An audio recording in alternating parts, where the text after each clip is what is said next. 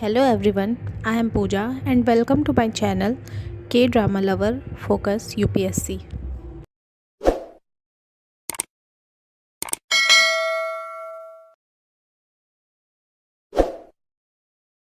आइए आज हम बात करते हैं बजट के लास्ट टॉपिक निर्यात संवर्धन की। निर्यात संवर्धन मिशन आया है जिसमें sector and ministry specific target decide किए गए हैं। ऋण तक पहुंच आसान बनाना काम है इसका। क्रॉस बॉर्डर फैक्ट्री, ये क्रॉस बॉर्डर फैक्ट्री क्या होता है? जैसे कोई कंपनी ए है और बी है। कंपनी ए ने बी से कुछ पैसे लिए, कुछ सुविधाएं ली, लेकिन बाद में उसके पास वो पैसे देने के लिए नहीं है। तो अब वो कंपनी ए क्या करेगी? एक ट्रेड रिसीवेबल देगी जिसको बी किसी तीसरी कंपनी, मान लो सी कंपनी को सेल कर देती है, तो उसको काम करने के लिए पैसे मिल जाते हैं। अब इस पूरे प्रोसेस को फैक्टरिंग कहते हैं। अभी जब ये डोमेस्टिक लेवल पर होती है तो इसे डोमेस्टिक ट्रेड फैक्टरिंग कहते हैं, और जब ये इंटरनेशनल लेवल पर होती है तो इसे क्रॉस बॉर्डर फैक्ट्री कहते हैं। तो इसमें ये भी होगा, अब हमारा भारत इंटरनेशनल लेवल पर क्रॉस बॉर्डर फैक्ट्री जैसे चीज़ें भी करेगा अपने निर्यात को बढ़ाने के लिए। अब बात करते हैं भारत ट्रेड नेट प्लेटफॉर्म की। ये क्या है? ये एक डिजिटल पब्लिक इंफ्रास्ट्रक्चर है जिसमें डॉक्यूमेंट्स अपलोड किए जा सकते हैं और इसमें हम फाइनेंसिंग भी कर सकते हैं, अंतर्राष्ट्रीय सप्लाई चेन से कनेक्ट कर सकें, इसलिए इसे बनाया गया है। और इसमें हर चीज़ ऑनलाइन अपलोड की जा सकती है, डॉक्यूमेंट्स हो या आपको पैसे फाइनेंसिंग के लिए कुछ करना हो। अब देखेंगे जीसीसी के लिए राष्ट्रीय फ्रेमवर्क क्या है। इसमें क्या है? इसमें उभरते हुए टियर 2 शहरों में वैश्विक क्षमता केंद्रों को बढ़ावा देने के लिए राज्य का मार्गदर्शन करेगी। फिर बात करेंगे एयर कार्गो के लिए भंडार गृह की सुविधा क्या है। इसमें जल्दी ख़राब होने वाले उत्पाद जैसे फल सब्जी, तो इनको एक्सपोर्ट करने के लिए इनके एक्सपोर्ट को बढ़ावा देने के लिए हम एयरपोर्ट के पास ही कोल्ड स्टोरेज बनाएंगे। आइए अब जानते हैं वित्तीय क्षेत्र में सुधार और विकास कैसे होगा। इसमें ग्रामीण लेवल पर एसएचजी हेल्प के लिए ग्रामीण क्रेडिट स्कोर फ्रेमवर्क स्टार्ट किया गया है, जिसमें आप क्रेडिट के कार्ड के थ्रू आसानी से लोन ले सकते हैं। नैफेड यानी कि national bank for financial infrastructure and development, इसमें क्या होता है? इसमें आंशिक ऋण संवर्धन सुविधा होती है जिसमें कंपनी बॉन्ड रेटिंग में सुधार लाती है। केवाईसी रजिस्ट्री 2025 तक करनी है, कंपनी विलय प्रक्रिया जिससे आसान हो जाए।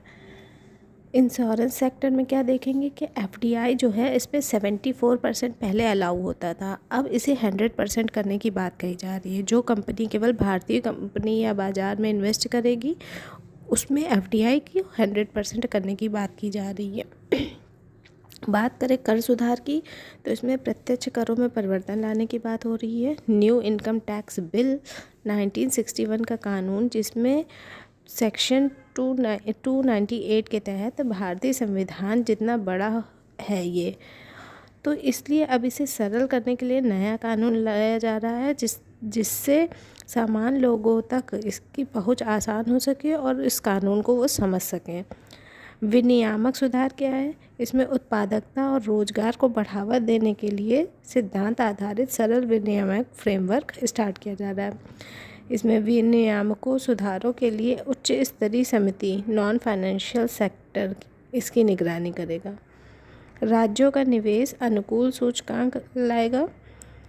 एफएसडीसी तंत्र यानी कि फाइनेंशियल स्टेबिलिटी डेवलपमेंट काउंसिल बनेगी। विनियामक ढांचे का मूल्यांकन भारत पर क्या प्रभाव पड़ रहा है, इससे ये देखा जाएगा। जन विश्वास विधेयक 2.0, इसमें क्या होगा कि 100 से अधिक कानूनों को गैर आपराधिक कानून घोषित किया जाएगा। अब बात करते हैं जीवन रक्षक दवाओं की उपलब्धता में सुधार। इसमें क्या है कि 36 जीवन रक्षक दवाएं औषधियों को छूट प्राप्त होगी।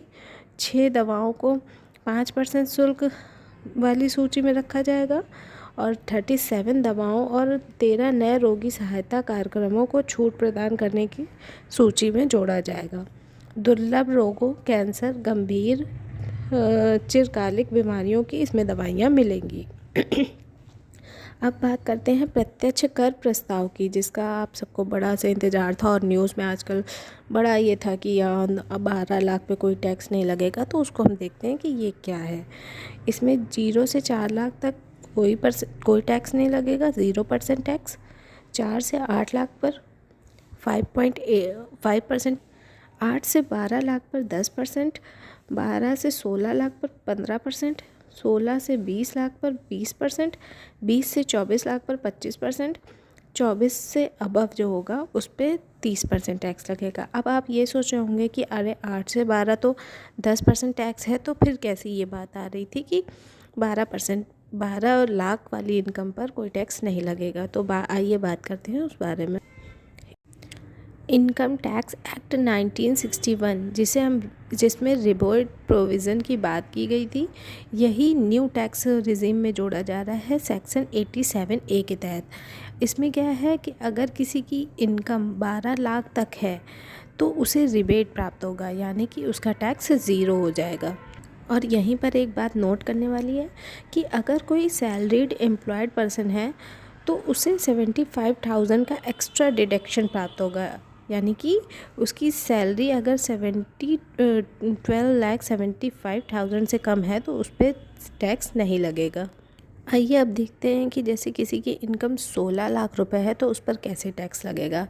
तो पहले देखेंगे कि 16 लाख है तो 4 लाख पर 0 टैक्स लगना है, 0%। फिर नेक्स्ट 4 लाख पर 5% टैक्स लगना है। फिर नेक्स्ट 4 लाख पर 10% टैक्स लगना है। फिर नेक्स्ट 4 लाख पर 15% टैक्स लगना है। तो पहले 4 लाख पे तो 0 टैक्स, दूसरे पे 5% लगा तो 20,000 हो गया, तीसरे पे 10% लगा तो 40,000 हो गया, चौथे पे 15% लगा तो 60,000 हो गया। टोटल हो गया 1,20,000 रुपये। अब इससे पहले क्या होता था कि 16 लाख इनकम पर 1,70,000 टैक्स लगता था। अब क्या होगा, 1,20,000 टैक्स लगेगा, जिससे हमारा 50,000 की बचत हो जाएगी। अब बात करते हैं कि पैसा आता कहाँ से है। तो पैसा सबसे ज़्यादा उधार से आता है। जैसे कि अगर हमारे पास 100 रुपये हैं तो उसमें 24 रुपये हमारा उधार से ही आता है। फिर दूसरा इनकम टैक्स से आता है, तीसरा GST से आता है और चौथा निगम कर से आता है। तो यहाँ से सबसे ज़्यादा टैक्स रुपए आते हैं, टैक्स नहीं रुपए आते हैं।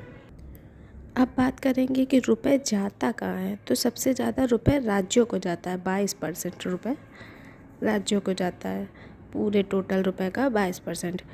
ब्याज भुगतान में जाता है 20% और सेक्टर स्कीम में इनमें जाता है। तो ये 3 जगह ज़्यादा से ज़्यादा हमारा पैसा जाता है। फिर हम देखेंगे प्राप्ति क्या क्या है। तो प्राप्ति में राजस्व प्राप्तियाँ 34 लाख करोड़ रुपए है, वहीं पूंजीगत प्राप्तियाँ 16 लाख करोड़ रुपए है। अब बात करेंगे व्यय की। तो व्यय में पूंजीगत व्यय 15 लाख करोड़ है, वहीं राजस्व व्यय 39 लाख करोड़ है।